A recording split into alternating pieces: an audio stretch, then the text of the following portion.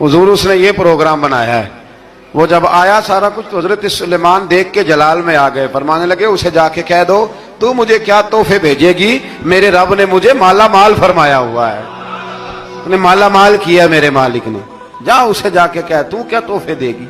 जब रब देता है तो फिर कोई कमी ना ना वो नहीं छोड़ता। बंदे क्या दे सकते हैं, बंदे तो बेचारे 10 दे के तो 10 दिन उनकी आंखें नहीं खुलती। फरमाया मुझे अल्लाह ने जो दिया है क्या बात है उसके देने की।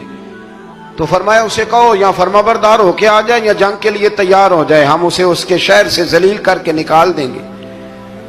उसने जाकर जब पैगाम दिया तो और उन लोगों ने भी आके बताया कि वहां तो हम अजीब मंजर देख के आए हैं कि जानवर भी हाथ बांधे खड़े हैं, वहां तो जिन्नात सरकश जिन्नात खड़े।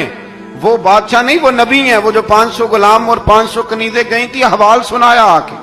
तो मलका बिल्कीस ने फिर खत लिखा कि मैं फरमा बरदार होके आ रही हूं। माना क्या है, मैं कलमा पढ़ने के लिए आ रही हूं। तो हजरत सुलेमान ने कहा भाई अब इस तरह करो, जरा फर्श बिछाओ। उन्होंने फर्श बिछाया, इस तरह का कि ऊपर फर्श था, नीचे मछलियां तैर रही, लग रहा था दरिया है। ड्यूटी लगा दी, जिन्नात ने बिछा दिया।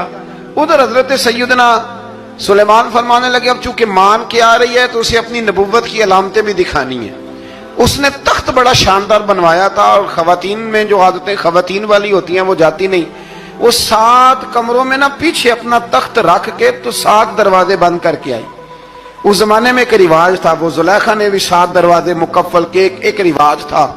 एक कमरा, फिर कमरे के पीछे कमरा, फिर उसके पीछे कमरा, फिर उसके पीछे कमरा, और उसको बड़े मोटे ताले लगाए जाते थे। और फलसफा ये था कि एक ताला तोड़ेगा कोई तो जब तक सिपाही आ जाएंगे, और अगर उसके तोड़ने तक ना आए तो दूसरे के तोड़ने तक आ जाएंगे, और उसके तोड़ने तक ना आए तो 7वें तक तो आ ही जाएंगे। ये उन लोगों का नफसियाती मामला था, सोच थी। 7 कमरों में मुकफ्फल करके ना वो निकली। तो हजरत सुलेमान अलैहिस्सलाम कहने लगे भाई मुझे उसका तख्त चाहिए उसके आने से पहले। उसके आने से इस वाक़े की क्या जरूरत थी कुरान पाक में, ये क्या हाजत थी, ये तख्त वाली सारी बात कुरान ने क्यों बयान की। पूछें आप अपने दिल से भी और इनकार करने वाले मुनकरीन से भी, इसकी क्या जरूरत थी। वो जो कहते हैं जी वली की करामत की क्या जरूरत है, सीधी सीधी नमाज पढ़ो, रोजा रखो, हज करो, ज़कात दो, तो पूछो इनसे एक सूरत नमल के अंदर इस सारी तफसील की क्या जरूरत थी। खत्म हो गई जब वो कलमा जो पढ़ रही है, तो फिर इस सारे वाक़े को रब क्यों बयान फरमाता है। हजरत सैयदना सुलेमान फरमाने लगे तख्त चाहिए, और चाहिए उसके आने से पहले। काला इफरीतुम मिनल जिन, जिन्नों में से एक बहुत बड़ा जिन बोला, कहने लगा हुजूर आपका ये तख्त बर्खास्त होने से पहले ले आऊंगा।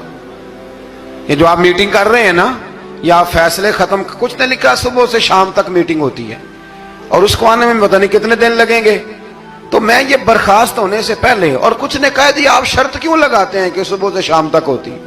उस जिन ने कहा दिया आप 10 मिनट में फारग हो जाएं, आप फारग होंगे तो तख्त आ जाएगा। मुफस्सिरीन ने लिखा है कि जब कुरान कहता है कि उसने कहा कि आपके फारिग होने से